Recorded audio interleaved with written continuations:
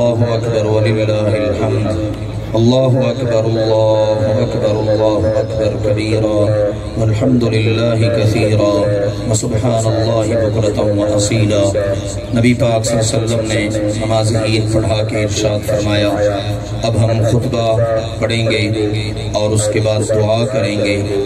جو لوگ تشریف رکھنا چاہیں ضرور تشریف رکھیں اور دعا میں شریک ہوں، اس مقصد کے لیے ہم سب یہاں جمع ہیں، اور شاید آپ ہی وہ خوش نصیب شخص ہوں کہ جن کی آمین اللہ تعالیٰ اپنی بارگاہ میں قبول فرما لے۔ اختصار ہمیشہ ہی ملحوظ خاطر رہتا ہے، ابھی مختصر ہم انشاءاللہ عزیز خطبہ اور عید اس سے متعلق چند ایک باتیں اہم، پھر اس کے بعد انشاءاللہ ہم دعا کریں گے اللہ کی توفیق سے۔ الحمدللہ نحمدہ ونستعینہ ونستغفرہ ونعوذ باللہ من شرور انفسنا ومن سیئات اعمالنا، من يهده الله فلا مضل له ومن يضلل فلا هادي له، وأشهد أن لا إله إلا الله وحده لا شريك له، وأشهد أن محمدا عبده ورسوله، أما بعد فإن خير الحديث كتاب الله، وخير الهدي هدي محمد صلى الله عليه وسلم، وشر الأمور محدثاتها وكل محدثة بدعة وكل بدعة ضلالة وكل ضلالة في النار۔ أما بعد يا أيها الذين آمنوا اتقوا الله حق تقاته ولا تموتن إلا وأنتم مسلمون۔ يا أيها الناس اتقوا ربكم الذي خلقكم من نفس واحدة وخلق منها زوجها وبث منهما رجالا كثيرا ونساء، واتقوا الله الذي تساءلون به والأرحام إن الله كان عليكم رقيبا۔ يا أيها الذين آمنوا اتقوا الله وقولوا قولا سديدا يصلح لكم أعمالكم ويغفر لكم ذنوبكم، ومن يطع الله ورسوله فقد فاز فوزا عظيما۔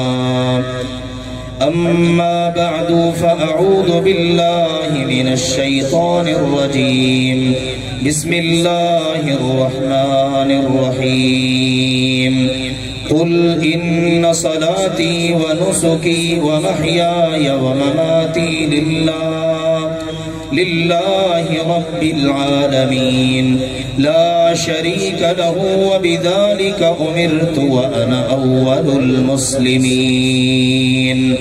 وقال ربنا جل وعلا فصل لربك وانحر۔ اللہ کے فضل و کرم سے ہم اس وقت اس کھلے میدان میں عید الاضحیٰ کے موقع پر جمع ہیں۔ یہ قربانیوں والی عید ہے۔ قربانیاں کیا ہیں؟ نبی اکرم صلی اللہ علیہ وآلہ وسلم سے یہ سوال کیا گیا تو آپ نے فرمایا سنت ابیکم ابراہیم، یہ تمہارے باپ ابراہیم علیہ السلام کی سنت ہے۔ یہ اتنا زبردست عمل ہے، فرمایا جس کے اندر طاقت ہے کہ وہ قربانی کر سکتا ہے لیکن وہ نہیں کرتا، فلا یقربن مصلانا، وہ ہماری عیدگاہ کے قریب بھی نہ آئے۔ اس قدر اہمیت کا حامل یہ عمل، اللہ تعالیٰ یہ عمل کروا کے در حقیقت مجھے اور آپ کو اپنے خلیل سیدنا ابراہیم علی نبینا علیہ السلام کے نقش قدم پر چلانا چاہتا ہے۔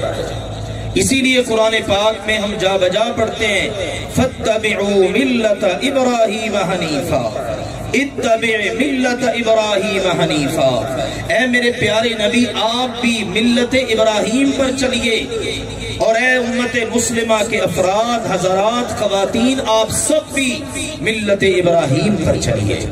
ابراہیم علیہ السلام کی ملت کیا ہے؟ قرآن پاک میں اللہ تعالیٰ نے ان کا بڑی شرح و بسط کے ساتھ ذکر کیا. اس میں مین بات یہ ہے اللہ ذوالجلال والاکرام کے ساتھ جڑ گئے تو اللہ سے وفاداری کا ثبوت دیا. اور یہی میرے عزیزوں پہلی بنیادی شرط ہے عمل کرنے والے کے لیے کہ وہ عقیدہ توحید والا ہو. یاد رکھیے اگر عمل کرنے والے کے عقیدے میں شرک ہے اللہ تعالیٰ نے فرمایا لَحَبِطَ عَنْهُمْ مَا كَانُوا يَعْمَلُونَ. یہ جتنے بڑے بڑے عمل بھی کرتے رہیں، حج کر لیں، زکاتیں دیں، عمرے کریں، مسجدیں بنوائیں، مدرسے بنوائیں، جہاد میں خرچ کریں، کچھ بھی عمل کر لیں، جس کے عقیدے میں شرک ہے اس کا سارے کا سارا عمل ضائع ہو جاتا ہے. تو پہلی بنیادی بات ہمیں ہمیشہ یاد کر لینی چاہیے اللہ تعالیٰ کی ذات میں، اس کی صفات میں، اس کے افعال و امور میں، اس کے اختیارات میں کسی کو کسی لحاظ سے ہمیں شریک نہیں بنانا. دوسری اہمیت کی حامل بات اس کے ساتھ یہ ہے ہم نے جو عمل کرنا ہے اللہ کے پیارے نبی سیدنا محمد کریم صلی اللہ علیہ وسلم کی سنت کے مطابق کرنا ہے. آپ نماز پڑھیں، آپ قربانی کریں، آپ حج کریں، آپ روزہ رکھیں، آپ کوئی چھوٹا عمل کریں، کوئی بڑا عمل کریں، آپ کے لیے نمونہ کوئی دنیا کے اندر پایا جانے والا کوئی امتی نہیں، حتیٰ کہ کوئی اور نبی بھی نہیں. آپ کے لیے، ہمارے لیے، سب کے لیے نمونہ اگر ہے تو محمد الرسول اللہ صلی اللہ علیہ وآلہ وسلم ہے. ان کی اطاعت و فرما برداری میں جو عمل ہوگا اللہ کے ہاں قابل قبول ہے، اور ان کی فرما برداری سے ہٹ کر جو عمل ہے وہ قابل قبول نہیں. تفصیلات کا وقت نہیں، بس اختصار سے چند باتیں نوٹ کر لیجئے. اگلی بات میرے عزیزوں، عمل کرنے والا اپنے رب کے ساتھ مخلص ہو، ریاکار نہیں. یہ جانور میں نے خریدا، اتنے لاکھ کا خریدا، اتنے وزن کا ہے، کتنا خوبصورت ہے، دنیا کو دکھانا ہے، دنیا کے کیا بات ہے. اللہ تعالیٰ کے ہاں یہ عمل قبول نہیں. آپ کہیں یا اللہ مال تو نے دیا، تیرے دیے ہوئے مال سے یہ جانور خریدا، تیرے نام پر ذبح کرتا ہوں، اللہ اس میں کوئی اور شامل ہی نہیں ہے، بس تو مجھے کہہ دے واہ میرے بندے تیری قربانی کے کیا کہنے. یہ ہے فرق. مخلوق سے یہ کہلوانا اللہ کو گوارا نہیں، لیکن اللہ سے کہلوانے کی نیت رکھنا اللہ کو ہی بہت پسند ہے. اگلی بات یہ ہے رزق حلال. حلال کمائے، حلال خرچ کرے، حلال ہی اپنی اولاد کو کھلائے. اگر حرام موجود ہے پھر میرے عزیزو عمل قبول نہیں ہوتا. آج رشوت کے مال سے، سود کے مال سے، اللہ رسول سے جنگ کر کے، رسول کی بات مان کر اللہ کے نام پر جانور ذبح ہوتے ہیں. جنگ بھی اللہ رسول سے اور قربانی بھی اللہ کے نام پر. کیسی عجیب صورتحال ہے. لہٰذا حرام سے بچنا ہے. آپ سب جانتے ہیں اگر حرام کا لقمہ پیٹ میں ہے 40 دن عبادت قبول نہیں. اور جس کا لباس، کھانا، پینا سب کچھ ہی حرام کا ہے تو فرمایا نبی اکرم صلی اللہ علیہ وسلم نے مجھے بھی تو سمجھاؤ کہ اللہ اس کی عبادت دعا کیسے قبول کرتا ہے. تو میرے عزیزو یہ بنیادی چیزیں ہیں. اگلی بات قابل غور، ہم نے الحمدللہ جانور خریدے جن کو اللہ نے توفیق دی، اللہ سب کو توفیق عطا فرمائے. اس وقت کتنی بڑی تعداد میں اللہ کے مہمان مکہ مکرمہ میں موجود ہیں، مینا میں اپنا وقت گزار رہے ہیں، جو ان کو تعلیمات دی گئی اس کے مطابق انہوں نے بھی قربانیاں کی. ہم بھی یہاں پر قربانی کے جانور تلاش کرتے ہیں. سب کو پتا ہے قربانی کے جانور میں عیب نہیں ہونا چاہیے. یہ لنگڑا نہ ہو، اس کا کان کٹا ہوا چرا ہوا نہ ہو، یعنی اس میں عیب نہ ہو. صحابہ کہتے ہم چلا کر چیک کرتے اس میں کوئی عیب تو نہیں. آئیے قرآن کیا کہتا ہے. آپ دیکھتے ہو جانور کو اور آپ کا مالک دیکھتا ہے آپ کو. مالک نے اپنی چیز دیکھنی ہے نا، ہم اس چیز کے مالک بنیں گے، ہم اس کو دیکھ رہے ہیں. اور ہمارا مالک کون ہے؟ عرش بری پر. لن ينال الله لحومها ولا دماؤها ولكن يناله التقوى منكم. تمہاری نگاہ گوشت اور خون پر ہے اور اللہ کی نگاہ تمہارے دلوں پر ہے. آئیے میں اور آپ غور کریں. میرا وجود، میں نے جانور کو تو دیکھا بے زبان ہے، اس میں کوئی عیب تو نہیں ہے، تو چھوڑ دیا، یہ لگے گا نہیں۔ میں قربانی کرنے والا، کبھی میں نے اپنے گریبان میں جھانک کے دیکھا کہیں مجھ میں عیب تو نہیں، کوئی ایسا عیب میرے اندر کہ جس کی وجہ سے میرا عمل ریجیکٹ ہو جائے۔ آج عقیدہ توحید سے لیجئے، شرک موجود اس کے اندر، اتباع سنت کو لیجئے، بدعات، رسوم، خرافات اس میں موجود، اسی طرح سے رشوت کا لینا دینا، سودی معاملات چلانا، اور کتنے سارے معاملات ہیں، وراثت میں ڈنڈی مارنا، بہنوں بیٹیوں کو حق نہ دینا، ناجائز قبضے، اور یہ سارا کچھ۔ اور پھر مسلمان کا مسلمان بے پردگی عورتوں میں، مردوں کے کپڑے ٹخنوں سے نیچے، اور ان کو گناہ سمجھا ہی نہیں جاتا، فیشن بن چکے ہیں گناہ۔ آئیے میرے عزیزوں، اس اجتماع کی مناسبت سے عرض کروں، اپنا محاسبہ کریں ہم سب، کہیں ہمارے اندر کوئی ایسا عیب نہ ہو جس کی وجہ سے ہمارا مالک کہہ دے تو نے جانور ریجیکٹ کیا عیب کی وجہ سے، اور میں نے تجھے ریجیکٹ کر دیا عیب کی وجہ سے۔ اپنے عیوب کی اصلاح کرنی ہے۔ اگر عیب والا جانور نہیں چل سکتا تو عیب والا نیکی کرنے والا اس کی نیکی کیسے چلے گی؟ یہ لمحہ فکریہ ہے۔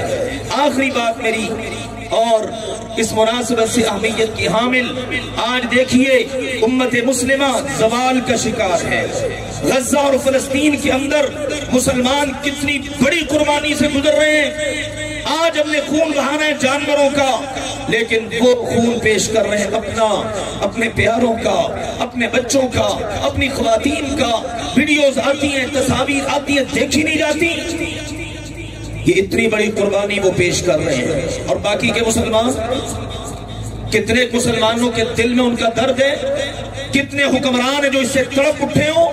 اگر کوئی حکمران تھوڑا سا قدم اٹھاتا ہے، دوسرے حکمران ہی اس کو بٹھانا شروع کر دیتے ہیں۔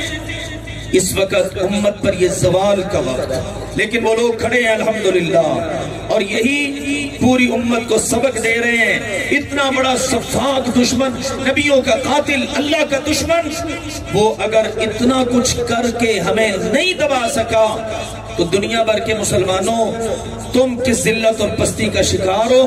اگر تم اپنے نبی کے منہج پر آ جاؤ، دنیا کی کوئی طاقت تمہیں گرا نہیں سکتی۔ یہ سبق یاد کرنے والے ہیں۔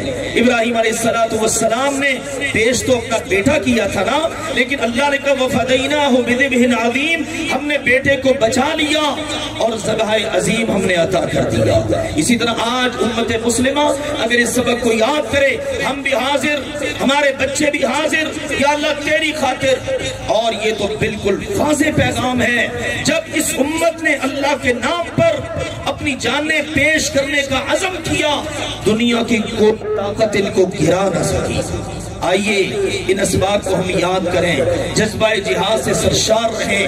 فلسطینی مسلمان، غزہ کے مسلمان، ہمارے دل تڑپتے ہیں، ہم جائیں ان کی مدد کے لیے، بہت اچھی بات ہے، یہ آرزو ہونی چاہیے، لیکن اگر جا نہیں سکتے تو کم از کم انہیں اپنی عبادات میں اور اسی طرح سے اپنی دعاؤں میں، اپنے تعاون میں ہمیشہ یاد رکھنا چاہیے۔ اللہ سے دعا ہے جو میں نے اس وقت عرض کیا اختصار کے ساتھ، آپ سب نے پوائنٹ والی باتیں چند ایک الحمدللہ سماعت کر لی۔ اللہ مجھے بھی آپ سب کو بھی عمل کرنے کی توفیق عطا فرمائے۔ انشاءاللہ بھی دعا کرتے ہیں اللہ کے فضل سے۔ اس سے پہلے یہ ہمارے پیارے نبی کی ہی پیاری سنت ہے کہ آپ اپنے تمام سامعین کو، عید کے لیے تشریف لانے والوں کو آپ ترغیب دیتے، تلقین فرماتے کہ صدقہ کرو۔ لہذا آپ سارے احباب صدقہ کیجئے اللہ کی رضا کے لیے، اور یہ صدقہ ایسی عظیم نعمت ہے، اس سے بلائیں ٹلتی ہیں، بیماریاں دور ہوتی ہیں۔ پھر آج کا دن 10 ذی الحج کا یہ آخری دن ہے 10 ذی الحجہ کا، کہ اس دن کی ہوئی عبادت اللہ کو جتنی قبول ہے اور جتنی محبوب ہے اور جتنی افضل ہے، سال بھر میں وہ عبادت آپ کرتے رہیں اتنی اللہ کو پیاری نہیں۔ یہ ان 10 دنوں میں سے آخری دن ہے، لہذا بھرپور انشاءاللہ صدقہ کیجئے، اور آپ کی امانتیں انشاءاللہ تعالی۔ اللہ کا شکر ہے غزہ میں ہمارے بھائی موجود ہیں، وہاں کل انہوں نے قربانی قربانیاں کی اور وہاں سے انہوں نے ویڈیوز اور وہ چیزیں شیئر کی. الحمدللہ بڑی خوشی ہوئی. اللہ کا شکر ہے کہ وہاں کے مسلمانوں تک قربانیاں پہنچ رہی ہیں اللہ کی توفیق کے ساتھ. اگر آپ عطیہ کرنا چاہیں یہ 2-3 دن موجود ہیں, ان کے اندر آپ بھرپور ان کے لیے انشاءاللہ تعالیٰ ان کو یاد رکھیے, ان کے لیے عطیہ کیجئے, ان کے لیے اپنا تعاون پیش کیجئے. پاکستان میں بہت ساری تنظیمیں ہیں جنہوں نے کہا یہاں قربانیاں کر کے گوشت وہاں پہنچائیں گے, نہ جانے کتنا وقت لگے, لیکن الحمدللہ آپ کے بھائی اس وقت وہاں موجود ہیں اور بڑی بڑی قربان گاہیں وہ الحمدللہ وہاں پر بنا دی گئی, جانور ذبح ہو رہے ہیں, کھانے پکائے جا رہے ہیں اور وہاں کے مسلمانوں کو پیش کیے جا رہے ہیں. یہ ہمارا حقیر سے ہم جو کر سکتے ہیں ہمیں وہ ضرور کرنا چاہیے. اللہ ذوالجلال والاکرام ہم سب کی تمام قسم کی حسنات کو اپنی بارگاہ میں قبول فرما لے. دعا کیجئے خلوص دل کے